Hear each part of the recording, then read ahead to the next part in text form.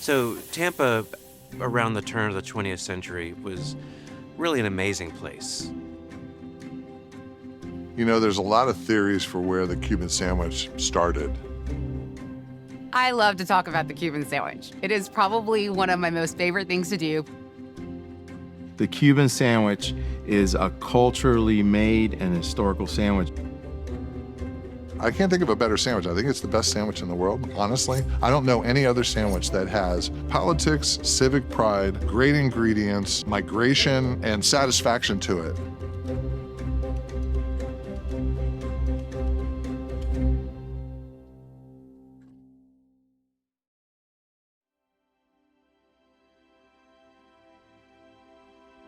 Beginning in the mid-1880s, you had really, it's like almost a revolution in the sense of change in Tampa.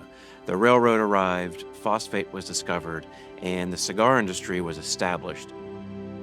So you've got these Latin cultures that are all coming into Tampa at the same time, and they're bringing their languages, they're bringing their cultural traditions, and of course they're bringing their foods all into Tampa. As immigrants come to a new space, one of the things that can remind them of home and can make that transition from kind of the old country to the new country a little bit easier is through food and the familiarity of food. Sometimes the ingredients that you have available in your home country aren't available here, so you have to adapt. And so all of those things were happening in Tampa in the late 1880s and early 1890s to establish that Latin food culture that exists today in Tampa.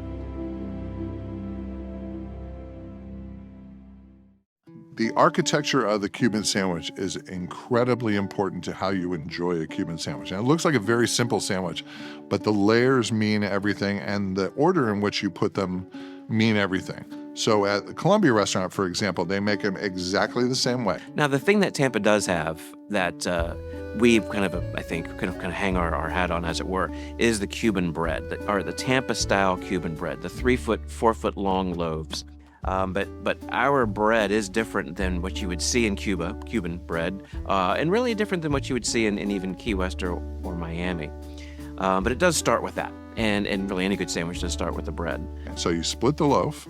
On the bottom, nothing. But then you put Spanish ham. Then you get a Spanish roast pork, which is roasted in mojo, which is like a citrus kind of acidic marinade with all kinds of great Latin spices to it. And then on top of that, you have Genoa salami in Tampa. So bread, ham, pork, salami, and then cheese. Now, traditionally, Swiss cheese has been used. On top of the Swiss cheese, you would have pickles.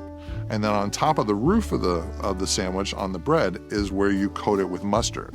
And then the bread is absolutely vital to the experience. You know, you need that bread, that Cuban bread that's made at La Segunda Bakery in Tampa. It has been made that way for 4 generations. We have been buying bread from the More family of La Segunda Central for over 100 years. I mean, who can say they've been buying bread from someone for over 100 years and that the quality has maintained? We may not do the same thing, but we do. We are bringing joy to our community. We're bringing deliciousness to our community. People say you can't get Cuban bread like you find in Ybor City anywhere else, and I believe it. It's kind of like pizza in New York. It must be the water in Ybor City. The Cuban sandwich has sort of a culture built around it that people have a rigid expectation. And the ingredients that I described before, you have to have ham, you have to have pork, you have to have cheese, pickles, and mustard. That's crucial. In Tampa, obviously, salami is the expectation because that's a very Tampa thing. You know, the Cuban sandwich to me just feels like home. You know, when I come back from being away from Tampa, I crave the flavors. I crave that experience.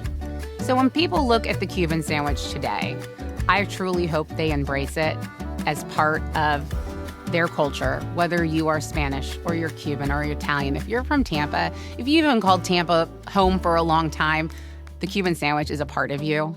The first Cuban I ever had in Tampa was at the Columbia. And there's something about the Columbia's Cuban that tastes like time travel. There's a place in Tampa called the Boozy Pig, and it's a butcher named Andrew Tambuza, third generation Tampa butcher. And he doesn't call his a Cuban. He worked 4 years on this sandwich. He calls it a mixto because he grew up part Sicilian and part Cuban. He makes his own ham, his own pork, his own salami, which almost nobody does. That's really hard to do in Florida. He makes his own mustard. He makes his own pickles. The only thing he doesn't do is the Swiss cheese and the bread. I give him mad props for this, but even then he doesn't call it a Cuban. He calls it a mixto. That's how rigid some people can think about the Cuban sandwiches. And he doesn't want to disappoint anybody. He just wants to be able to draw on his own influences to be able to make a great sandwich.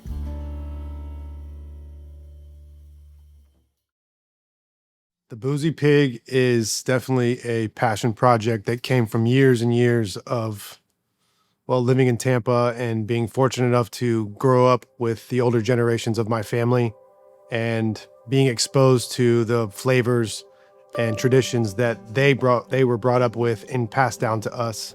Little by little over time, just accumulated skills and a passion for cooking and eating, and in turn serving that to other people just kind of helped bring it all together. The El Mixto, which was the original name of the Cuban sandwich, never really had a true list of ingredients up until, 40, 50 years ago. And for us, being able to make all of those ingredients and hold true to that tradition is very valuable and important. We make all the ingredients in-house. It's very important to us to not just stand out and not serve what everyone else is serving, but to put our own spin on it. So it starts with raising the pigs. It starts with the effort and care of the day-to-day out there and ultimately getting them back to the restaurant, to the butcher shop. And from there, we butcher everything in-house. We make our smoked ham from that. We make our salami from that. I learned from my grandmother how she made her roast pork, and it was a flavor that I grew up with. And I can't ever imagine me making it a different way for this mixto. A lot of love and time. Yeah, step by step to build the sandwich. First, we take the whole loaf Cuban bread, slice it open. We'll have our sliced ham, all our meats ready to go. Layer the sliced ham, layer the sliced salami, then the Swiss cheese. We will put our sauce on there, our mayo mustard mix on there, our pickles, house stilled pickles, and our mojo pork, the shredded mojo pork. And put that together, put the top on it, put a little bit of butter, throw it on the press, and cut it end to end for you so that you can enjoy it. The mojo pork, the ham, all of these ingredients are definitely a nod, a love story to the past generations that I grew up with, the flavors that they exposed me to. Definitely a full circle type of product. I hope that they recognize that. I hope that they taste that love and the extra effort that went into it, and hopefully they enjoy it.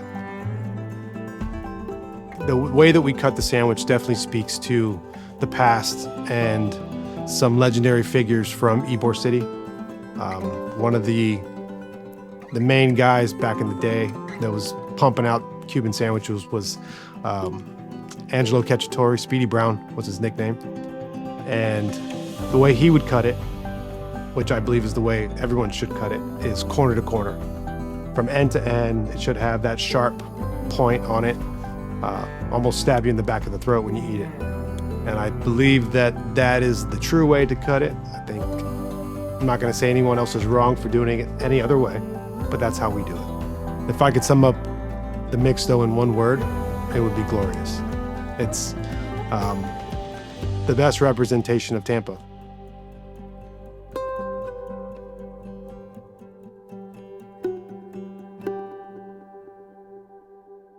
My wife and I decided we wanted to do an event that was a part of the Tampa culture and the history of Tampa, and no one had ever done it before. And we looked at each other and at the same time we said, Cuban Sandwich Festival, and that's how we started. When we first started the festival, we wanted to bring the culture and the historic value of Tampa, which the Cuban sandwich is a big part of that culture. So basically, it was to educate the community about the history of Tampa through the Cuban sandwich.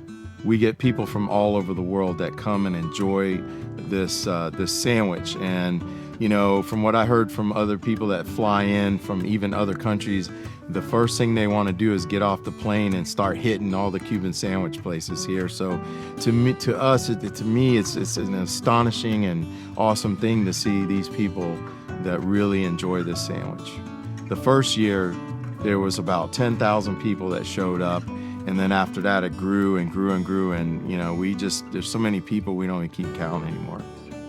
This year, we're making a 375-foot sandwich. Well, the first year we did it was the same year we did our first festival, Cuban Sandwich Festival. And we did 36 feet. And we decided to feed the homeless with that sandwich. It's all about feeding the homeless. And last year, we did 366 feet, and we fed countless homeless people, the homeless veterans. And that's what it's really about. And everybody can come in and throw hands in and help make the sandwich. And it's a blessing for those who don't have. If I was to describe the Cuban sandwich in one word, it would be legacy. It would be really interesting to have somebody from 120 years ago or so who arrived in Ybor City, who arrived in West Tampa, come back to see what those places have become. But of course, one of the things that would be very familiar to them would be the food. So the first time I had a Cuban sandwich, you know, I think I was raised on Cuban sandwiches. So before I could even truly remember a memory, I think before I was supposed to be eating solids, I was eating Cuban bread. So there's that. But, you know, to me, a Cuban sandwich was my hamburger. That brought me great joy. And I would have French fries. And that was just comfort food for me growing up. You know, I think the first immigrants would be amazed by the Cuban sandwiches that we have now. But I think those pioneers would be kind of shocked at how consistent the Cubans are and how much they would recognize from the Cubans they had back then. I think it's a great representation of the diversity of culture in Tampa. You look at it 100 years later, and it's still a very valuable part of the community or part of Tampa's identity. I think that it just truly speaks to the diversity of culture and all of the different immigrants that help make this city what it is. And I do think we have made it something much, much more than somebody 100 years ago would ever consider it. The Cuban sandwich really tastes like Tampa to me, and it's sort of how I re-enter the atmosphere when I've been away for a while.